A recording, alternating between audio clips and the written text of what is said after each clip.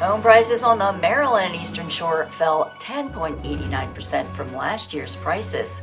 It's Friday, August 22nd, 2025. I'm Kimberly Barton, broker-owner, reporting from the Eastern Shore office of Kinetic Realty. This is the weekly Maryland Eastern Shore report. Between the lower interest rates and the slightly lower home prices, it's like a sale for buyers right now.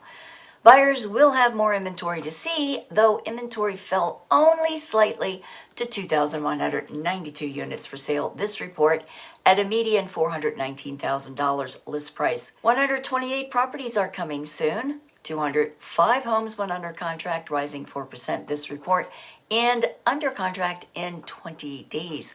149 homes settled at 95% list to sold ratio, with days before contract rising to 44 days and a median $359,000. Homes for lease rose to 130 at a median $2,173 per month. These homes have been listed for lease on the market for a median 43 days. That's your weekly wrap for this week's Maryland Eastern Shore report for Friday, August 22nd, 2025. Thanks so much for tuning in. There will not be a market update next week, so I will see you in September. Enjoy your weekend. Take care.